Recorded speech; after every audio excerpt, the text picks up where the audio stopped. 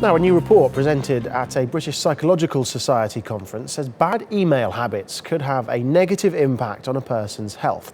Dr. Richard MacKinnon is the founder of the Future Work Centre and the author of the report and joins us live now. Dr. Richard MacKinnon, thank you for your time. Is there a correlation then between the number of emails that people receive and stress levels?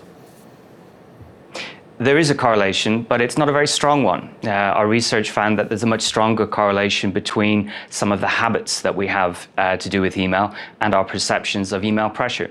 So, for example, those people that check their email much earlier in the day or much later at night, they reported much higher levels of email pressure. It's technology that allows people, I suppose, to check their emails early in the morning or late at night. Can we say then that technology actually increases stress levels? We'd encourage people to think of this technology as a tool, and it should be used well. So we'd encourage people to consider how they can use it to best effect, to reflect on when they feel it's useful to look at their email, rather than feeling that they should or must constantly check their email.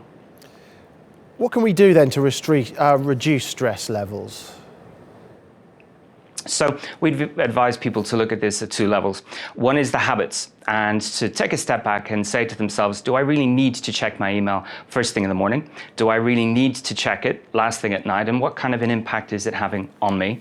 And secondly is to have a think about their mindset when it comes to email. What are they saying to themselves? Are they saying, I must, I need to? Are they visualizing really catastrophic outcomes if they don't respond to their email? Are they using it as a tool as it was intended? The bottom line is, if they feel that they're at the mercy of their email, they should probably think again about how they should approach it. You ask people to assess what impact it's having on them. What impact is it having on people with these stresses first thing in the morning and late at night?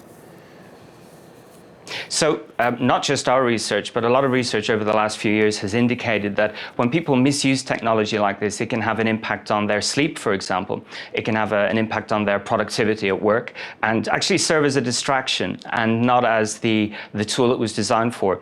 Email is being used very, very differently from how it was originally conceived back in the 1970s.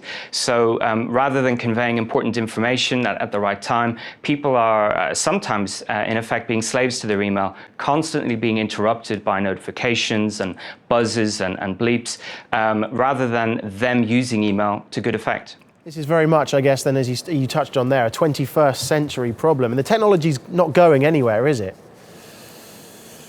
It's not, and actually we'd encourage people, rather than to focus on how they can reduce the number of emails they get, to use this technology mindfully, to turn it on when they want to use it, to turn it off when it's not going to be of any use to them. Very few people have respond to all emails in their job description, and we'd encourage them to focus on what they're there to do and to treat email like the tool it actually is. There must be some jobs, though, where people simply can't afford to be offline for too long. What advice do you have for them? Absolutely, and what we don't advocate is that one-size-fits-all solutions when it comes to email. There will be people who find it very useful to check their email at night or to check it first thing in the morning, working parents, for example. And you're quite right, some jobs really require people to be online a lot more. And for those people, it is part of the job, and it is about looking at what's required versus what they would prefer to do. But in any event, staying in contact and using that mindfully is the way that email should be conceived, rather than as something that we must respond to constantly. Okay, Dr. Richard MacKinnon, thank you very much for your time and for your insight.